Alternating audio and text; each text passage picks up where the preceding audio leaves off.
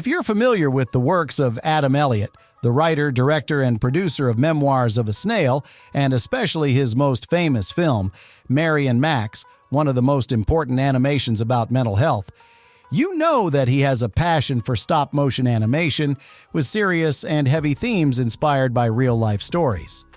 Therefore, it can be said that he creates animation more for adults than for children. Oh, Pinky. This animated tragicomedy tells the story of Grace and Gilbert, a pair of twin siblings in 1970s Australia. The two lost their mother during childbirth and now live with their French father, whom they soon lose as well. Gracie Poodle is a lonely girl, struggling with family issues. After being separated from her twin brother and enduring the hardships of life, she turns to collecting decorative snails. Mother snails do the same after they've had their babies. That is enough to prove that this animation isn't suitable for children. While the world is full of orphans like Grace and Gilbert who endure difficult times, Memoirs of a Snail is still not recommended for young audiences. Despite their unconventional clay-like appearance, Grace and Gilbert are profoundly endearing and evoke strong empathy. However, children don't need to be exposed to life's harsh realities early age, even if the film ultimately carries a message of hope and inspiration. Gracie suffers from the same pain that all vulnerable children with physical differences experience, the pain of loneliness and being bullied at school due to her underdeveloped lip from birth. This is where Elliott succeeds in vividly portraying one of the harshest human experiences, one that can shape the course of a person's future. If you enjoyed the deep themes of Memoirs of a Snail, hit like to show your appreciation. I didn't like people dying. The depiction of this universally shared painful experience brought to life through clay characters in this adult animation is strikingly believable and deeply moving. Fortunately, unlike many children in the world, Gracie has the blessing of a caring and protective brother who stands up for her against bullies. This is the greatest gift of her life, the only thing she truly has in this world. Through this bond, the director beautifully showcases one of the most profound forms of human connection. He was so proud Gilbert wanted to be a performer. Bravo! Unfortunately, this beauty doesn't last long. Now, as orphans, Gracie and Gilbert must be separated. The child welfare organization steps in and places them with different families. Gracie is adopted by a couple who believe in sexual freedom and take her in because they don't have children of their own. Gilbert, on the other hand, ends up with a fanatically religious family that needs more hands for their forced labor camp, in addition to their own children. And we were to be sent to foster homes and separate. Hi, Gilbert. Thus, fate sets completely different paths before these two orphaned children. The more vulnerable child is placed in relatively better conditions, while the stronger and more hopeful one is sent somewhere that once again exposes us to the harshness and cruelty of life. This contrast serves as a stark reminder of just how terrifying and unforgiving the world can be, especially for those who are alone and vulnerable. Look after her, Gilbert. By choosing these two families, each representing extreme ends of the belief spectrum, and depicting their impact, Elliott delivers a powerful critique. He highlights the oppressive and inhumane nature of religious fanaticism on one side, and the recklessness and irresponsibility that can arise from an excessively free-spirited lifestyle on the other. He'd been sent to live with a family of fruit farmers near Perth. My new brothers are all morons. I have to work in the orchard after school. Elliott's anger and protest against the first extreme are so intense that he dedicates the darkest and most distressing moments of his film to it. While he is somewhat gentler toward the second, he doesn't hide his perspective. If religious fanaticism breeds lovelessness and cruelty, then falling into the opposite extreme, excessive sexual freedom, though seemingly more joyful due to the nature of physical pleasure, ultimately leads to detachment and neglect. This is how a child is adopted only to be abandoned later, because at its core, such a lifestyle lacks any real sense of commitment. That's when I first met Pinky. I'm Pinky. Just Pinky. Like, Support this video by liking it. Every like helps spread its important message.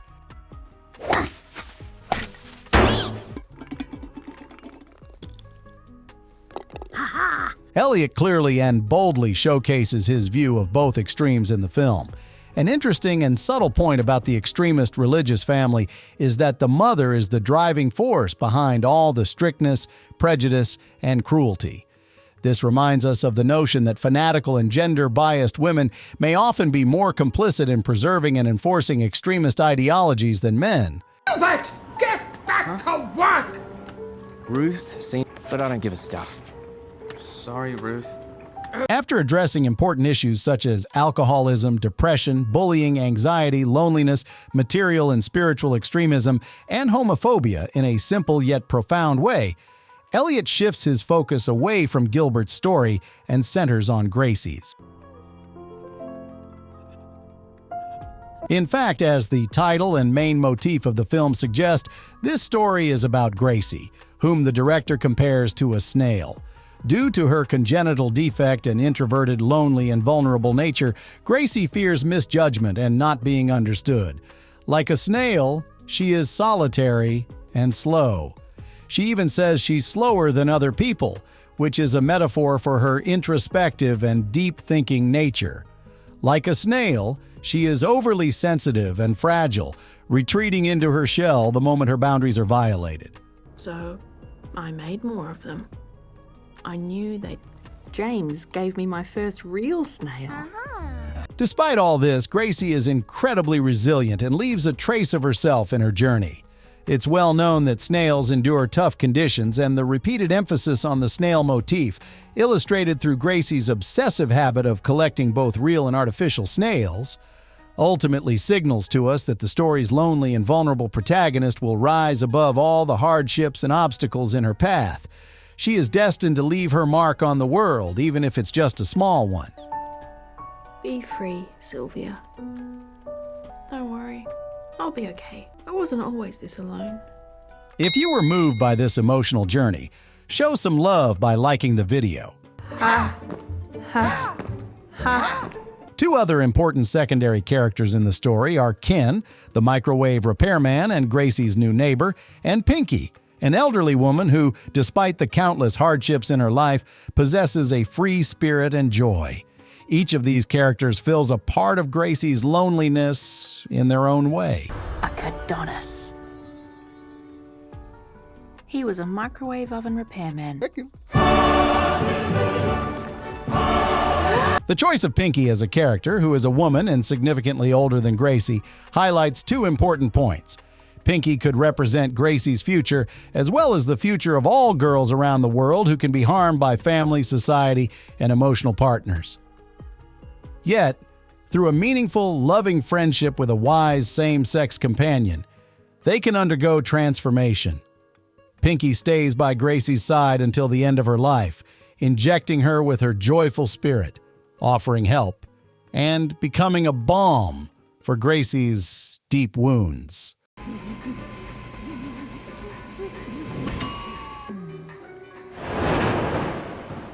Memoirs of a Snail is a unique and whimsical exploration of life's challenges and hardships. It showcases a series of life's bitter events enveloped in a heavy and dark atmosphere. Yet it remains ultimately hopeful and optimistic. The film sees life not as confined and limited to its sorrows, but as a long journey, one that may not always be in our control, but ultimately, we are the ones who determine its ending. It suggests that we have the ability to shape our own fate. All it takes is for us to set aside our fears and insecurities and rise. Of course, having one or two compassionate and supportive characters like Pinky by our side makes this rise a little easier. Oh, Pinky. The story, with its important themes, is both multi-layered and simple, which is why it creates a deep emotional connection with its audience. By telling the story from the perspective of a snail, it offers a fresh and unconventional angle on human experiences.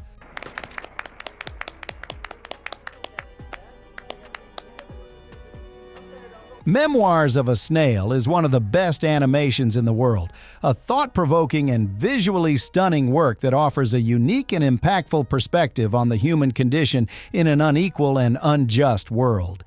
It also has a surprising ending, which, although seems a bit far-fetched and more fantastical, serves as a reward for Gracie and for us, the film's audience. Get rid of those snails. Set yourself free. Purge your horde. Thanks for watching.